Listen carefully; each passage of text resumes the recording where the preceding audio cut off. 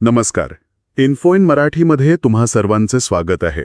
नमस्कार. आमचा नेहमीच प्रयत्न असतो की सरकारी कायदे, जमिनीचे व्यवहार आणि नागरिकांच्या आयुष्यावर परिणाम करणारे जे काही शासकीय निर्णय आहेत ती सगळी गुंतागुंतीची माहिती अगदी सोप्या भाषेत तुमच्यापर्यंत पोहोचावी. हो, आणि आजचा विषय तर अगदी तसाच आहे. अगदी. आज आपण अशाच एका मोठ्या बदलाविषयी बोलणार आहोत जो महाराष्ट्रातील कोट्यावधी एसटी प्रवाशांवर थेट परिणाम करणार आहे. बरोबर. आपली लाडकी एसटी किंवा लालपरी ही तर महाराष्ट्राची जीवनवाहिनी आहे. गावातून शहरात येणारे विद्यार्थी, ज्येष्ठ नागरिक, महिला प्रवासी या सगळ्यांसाठी एसटी हा एक खूप मोठा आधार आहे. हो ना. पण आता एसटी महामंडळाने सवलतींच्या नियमांमध्ये एक मोठा बदल केला आहे. सगळ्या सवलतधारकांसाठी आता एक नवीन स्मार्ट कार्ड म्हणजे NCMC कार्ड अनिवार्य करण्यात आलं आहे. हो. तर मग माझा पहिला प्रश्न हा आहे की हे NCMC कार्ड नक्की आहे तरी काय, आणि एसटी महामंडळाने जुनी पद्धत बदलून हे कार्ड आता सक्तीचं का केलं आहे, यामागे नक्की काय विचार आहे? प्रश्न खूप महत्वाचा आहे. बघा, हे NCMC कार्ड म्हणजे नॅशनल कॉमन मोबिलिटी कार्ड. हे केंद्र सरकारच्या वन नेशन वन कार्ड या मोठ्या संकल्पनेचा एक भाग आहे. अच्छा, वन नेशन वन कार्ड. हो. या मागची कल्पना अशी आहे की नागरिकांकडे एकच कार्ड असावं आणि ते त्यांना देशभरात वेगवेगळ्या वाहतूक सेवांसाठी वापरता यावं. म्हणजे फक्त महाराष्ट्राच्या एसटीसाठी नाही? नाही. भविष्यात तुम्ही हेच कार्ड मुंबईच्या मेट्रोमध्ये किंवा कदाचित दुसऱ्या राज्यातल्या बससेवेसाठी सुद्धा वापरू शकाल. हे एक रुपे आधारित कॉन्टॅक्टलेस कार्ड आहे. कॉन्टॅक्टलेस म्हणजे ते वायफाय सारखं? हां, तसंच काहीसं. म्हणजे ATM कार्डसारखं स्वाईप करायची गरज नाही. फक्त मशीनवर असं टॅप केलं की व्यवहार पूर्ण होतो. ओके. आणि हे आता सक्तीचं का केलंय? म्हणजे जुन्या पद्धतीत काय अडचण होती? नामागे अनेक कारणं आहेत. सगळ्यात मोठं कारण म्हणजे जुन्या पद्धतीत पारदर्शकतेचा अभाव होता. पारदर्शकता म्हणजे तुम्ही भ्रष्टाचाराबद्दल बोलताय का? बनावट ओळखपत्र किंवा सवलतींचा गैरवापर असं काही? अगदी बरोबर. तुम्ही बरोबर मुद्दा पकडलात. बनावट ओळखपत्रांचा वापर करून सवलत मिळवण्याचे प्रकार सर्रास घडत होते. अच्छा. आता तुम्हीच विचार करा, वाहकाला प्रत्येक प्रवाशाचं ओळखपत्र तपासून त्याची सत्यता पडताळणं हे गर्दीच्या वेळी शक्य होतं का? नाही, ते तर खूपच अवघड आहे. त्यामुळे व्हायचं काय की खऱ्या लाभार्थ्यांऐवजी भलतेच लोक सवलतीचा फायदा घ्यायचे आणि महामंडळाकडे याचा काही अचूक डेटा नसायचा. म्हणजे किती लोकांनी नक्की सवलत घेतली याचा हिशोबच नसायचा? हो. त्यामुळे सरकारकडून अनुदान मिळवताना खूप अडचणी यायच्या. या सगळ्यावर उपाय म्हणून ही डिजिटल प्रणाली आणलीय. आता प्रत्येक व्यवहार नोंदवला जाईल आणि फक्त पात्र व्यक्तीच्याच कार्डवर सवलत मिळेल. म्हणजे ही एक प्रकारे संपूर्ण व्यवस्थेची स्वच्छता मोहीमच आहे असं म्हणायला हरकत नाही. अगदी. पण एवढा मोठा तांत्रिक प्रकल्प एसटी महामंडळ एकट्याने कसा हाताळत आहे? कारण यात सॉफ्टवेअर आहे, हार्डवेअर आहे, बँकिंग आहे, खूप गोष्टी आहेत. बरोबर आहे. हा प्रकल्प खूप मोठा आणि गुंतागुंतीचा आहे. यासाठी एसटी महामंडळाने 2 प्रमुख कंपन्यांसोबत भागीदारी केली आहे. कोणत्या आहेत त्या कंपन्या? पहिली आहे इबिक्स टेक्नॉलॉजीज लिमिटेड.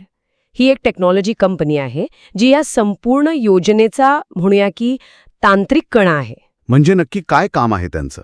बसमधल्या ज्या नवीन इलेक्ट्रॉनिक तिकीट मशीन्स आहेत म्हणजे ETM त्या पुरवणे, त्यासाठीचं सॉफ्टवेअर तयार करणे आणि प्रत्येक कार्डची डिजिटल पडताळणी करणारी यंत्रणा उभारणे ही सगळी जबाबदारी त्यांची आहे. आणि दुसरी कंपनी? कारण इथे पैशांचा व्यवहार आहे त्यामुळे बँकेचा सहभाग असणारच. हो. दुसरी भागीदार आहे NSDL पेमेंट्स बँक. हे NCMC कार्ड फक्त एक ओळखपत्र नाहीये, तर ते एक प्रीपेड डेबिट कार्ड आहे. अच्छा, प्रीपेड कार्ड. हो. म्हणजे प्रवासी जे पैसे यात रिचार्ज करतील ते या बँकेच्या प्रणालीत सुरक्षित राहतील. प्रत्येक तिकीट व्यवहारानंतर पैशांची वजावट आणि महामंडळाच्या खात्यात पैसे जमा करणे हे सगळं आर्थिक व्यवहार NSDL बँक सांभाळतीये. म्हणजे थोडक्यात इबिक्स हे या योजनेचं डोकं आहे आणि NSDL हे हृदय. अगदी परफेक्ट. या दोन्हींच्या समन्वयावरच या योजनेचं यश अवलंबून आहे. हे खूपच रंजक आहे. आता आपण प्रत्यक्ष प्रवासात काय घडणार आहे ते पाहूया. समजा एक ज्येष्ठ नागरिक बसमध्ये चढले आहेत आणि त्यांच्याकडे हे नवीन कार्ड आहे, तर तिकीट काढण्याची प्रक्रिया कशी असेल? प्रक्रिया खूपच सोपी आणि वेगवान आहे. प्रवासी आपलं कार्ड वाहकाला देईल. बरं. वाहक ते कार्ड आपल्या ETM मशीनवर फक्त क्षणभर स्पर्श करेल म्हणजे टॅप करेल. मशीन लगेच कार्डमधली माहिती ओळखेल. कोणती माहिती? जसं की हा प्रवासी ज्येष्ठ नागरिक आहे, त्यांचं वय 76 वर्ष आहे आणि त्यांना अमृत ज्येष्ठ नागरिक योजनेअंतर्गत 100% सवलत लागू आहे. आणि मग काय? मशीन आपोआप 0 रुपयांचं तिकीट तयार करेल आणि प्रवाशाला देईल. कोणतीही कागदपत्र दाखवायची नाहीत, वयाचा पुरावा द्यायचा नाही, काहीच नाही. फक्त एक टॅप आणि झालं काम. वाह, हे तर खूपच सोपं आहे. आणि जर एखाद्याला 50% सवलत असेल तर, जसं की महिला सन्मान योजनेतील प्रवासी? प्रक्रिया अगदी तीच राहील. महिला प्रवासी कार्ड टॅप करेल, मशीन ओळखेल की ही महिला सन्मान योजनेची लाभार्थी आहे. समजा तिकीट 100 रुपये असेल तर 50 रुपये कापले जातील. बरोबर. मशीन आपोआप 50% सवलत कापून 50 रुपये कार्डच्या वॉलेटमधून वजा करेल आणि तिकीट देईल. आणि सगळ्यात महत्त्वाचं म्हणजे या प्रत्येक व्यवहाराची नोंद त्याच क्षणी एसटीच्या सेंट्रल सर्व्हरवर होईल. अच्छा, म्हणजे सगळा हिशोब रिअल टाईममध्ये. हो. दिवसभरात किती महिलांनी, किती ज्येष्ठ नागरिकांनी प्रवास केला याचा अचूक हिशोब लगेच मिळेल. ज्येष्ठ नागरिकांसाठी हे सोपं होईल हे तर खरं आहे, पण असाच एक मोठा गट आहे जो पूर्णपणे एसटीवर अवलंबून आहे, तो म्हणजे विद्यार्थी. त्यांच्यासाठी तर ही व्यवस्था खूपच फायद्याची ठरू शकते. हो, विद्यार्थ्यांसाठी तर हा एक क्रांतिकारी बदल आहे. त्यांचे ते जुने कागदी बस आता बंद होणार आहेत आणि इथे सरळ आयडीचा उल्लेख सारखा येतोय. हा नक्की काय प्रकार आहे? अगदी बरोबर. त्यांचे जुने कागदी पास आता पूर्णपणे बंद होतील. त्याऐवजी त्यांना हे NCMC स्मार्ट कार्ड मिळेल. आणि तुम्ही जो सरळ आयडीचा उल्लेख केलात तो या योजनेचा आत्मा आहे असं म्हणता येईल. असं? कसं काय? सरळ हा राज्याच्या शिक्षण विभागाचा एक सेंट्रलाइज्ड डेटाबेस आहे. त्यात राज्यातल्या प्रत्येक शाळेतल्या प्रत्येक विद्यार्थ्याची नोंदणी असते. आता विद्यार्थ्याचा NCMC कार्ड थेट त्याच्या सरळ आयडीशी लिंक केलं जाईल. एक मिनिट, याचा अर्थ जर विद्यार्थी शाळेत शिकत असेल तरच त्याचं कार्ड चालू राहील? अगदी बरोबर. उद्देशच हा आहे की जे विद्यार्थी खरोखर शिक्षण घेत आहेत फक्त त्यांनाच सवलतीचा लाभ मिळावा. म्हणजे बोगस विद्यार्थी आता प्रवास करू शकणार नाहीत? अजिबात नाही. अनेकदा काय व्हायचं, शिक्षण सोडून दिल्यानंतरही विद्यार्थी जुन्या पासवर प्रवास करायचे. आता ते शक्य होणार नाही. शिक्षण विभाग जसा सरळ डेटाबेस अपडेट करेल त्यानुसार विद्यार्थ्याचं कार्ड आपोआप चालू किंवा बंद होईल. ही तर खूपच प्रभावी वाटतंय.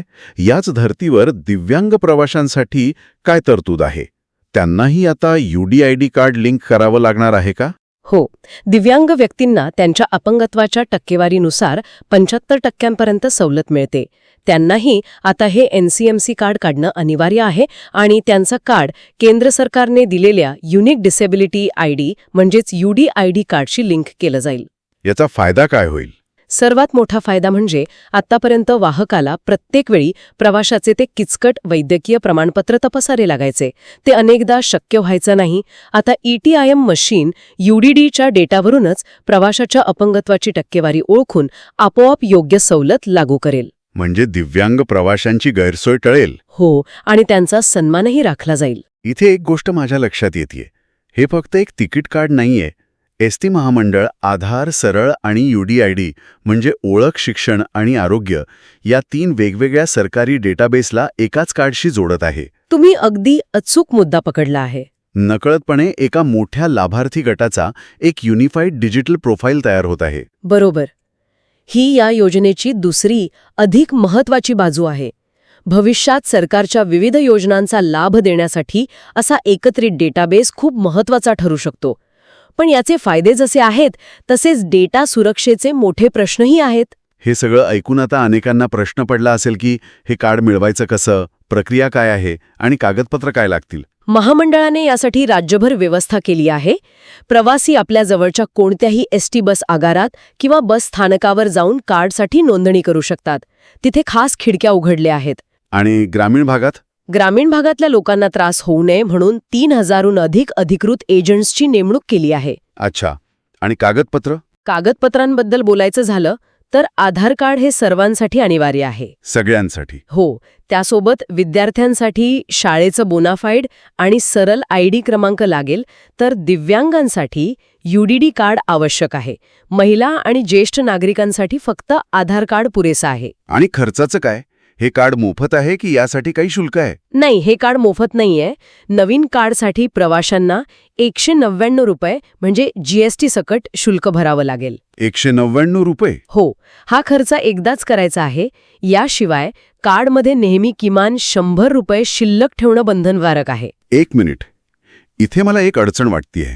ज्यांचा प्रवास पूर्णपणे मोफत आहे, जसे की 75 वर्षांवरील ज्येष्ठ नागरिक, त्यांच्यासाठी 100 रुपये किमान शिल्लक ठेवण्याचा नियम हा थोडा विचित्र नाही का वाटत? तुमचा प्रश्न अगदी योग्य आहे आणि अनेकांना तो पडला आहे. हो, कारण ज्यांच्याकडे रोख रक्कम नसते किंवा हे पूर्णपणे अनुदानावर अवलंबून आहेत, त्यांच्यासाठी ही एक अडचण ठरू शकते. हो, बँकेच्या नियमांनुसार खातं किंवा कार्ड ॲक्टिव्ह ठेवण्यासाठी किमान शिल्कीची अट असते. ही रक्कम प्रवासासाठी वापरली जात नाही, पण कार्ड चालू राहावं यासाठी ती आवश्यक आहे. कदाचित भविष्यात यात काही बदल होईल, पण सध्या तरी ही अट सर्वांसाठी लागू आहे. ठीक आहे, म्हणजे हे एक बँकिंग नियमन आहे. आता आपण सर्वात महत्त्वाच्या आणि कठोर नियमाकडे येऊया. समजा एखाद्या पात्र प्रवाशाकडे प्रवासाच्या वेळी हे NCMC कार्ड नसेल, तर काय होईल? तर त्यांना सवलत मिळणार नाही. म्हणजे ते पूर्वीसारखं फक्त आधार कार्ड दाखवून सवलत घेऊ शकतील की नाही? नाही. आणि हाच या नवीन प्रणालीतील सर्वात मोठा आणि कठोर बदल आहे. यापुढे कार्ड नाही तर सवलत नाही हे धोरण अत्यंत कठोरपणे राबवलं जाणार आहे. अरे बापरे. जर प्रवासाच्या वेळी पात्र प्रवाशाकडे NCMC कार्ड नसेल, तर वाहक त्याला कोणत्याही परिस्थितीत सवलत देऊ शकणार नाही. त्या प्रवाशाला पूर्ण दराचं तिकीट काढावं लागेल. फक्त आधार कार्ड किंवा UDID कार्ड दाखवून नाही मिळणार सवलत? नाही. इतर कोणतंही ओळखपत्र दाखवून सवलत मिळणार नाही. असं का? म्हणजे वाहकाच्या मशीनमध्ये मॅन्युअली सवलत देण्याचा पर्यायच ठेवलेला नाही का? सध्याच्या काळात तो पर्याय असेल, पण लवकरच तो पूर्णपणे काढून टाकला जाणार आहे. कारण या संपूर्ण प्रणालीचा उद्देशच मॅन्युअल हस्तक्षेप शून्य करणे हा आहे. अच्छा. वाहकाकडील ETM मशीन केवळ NCMC कार्ड टॅप केल्यावरच सवलतीचं तिकीट तयार करू शकेल. त्यामुळे प्रवाशांनी हे गांभीर्याने घेऊन लवकरात लवकर कार्ड काढून घेणं खूप गरजेचं आहे. नक्कीच. एवढा मोठा बदल राबवताना काही आव्हानं तर नक्कीच येत असणार, विशेषतः ग्रामीण भागात. हो, आव्हानं खूप मोठी आहेत. पहिलं आणि सर्वात मोठं आव्हान हेच आहे की ग्रामीण भागातील ज्येष्ठ नागरिक आणि महिलांना स्मार्ट कार्ड, रिचार्ज, किमान शिल्लक या संकल्पना समजावून सांगणे. बरोबर. दुसरं आव्हान आहे दुर्गम भागातील नेटवर्क कनेक्टिव्हिटी.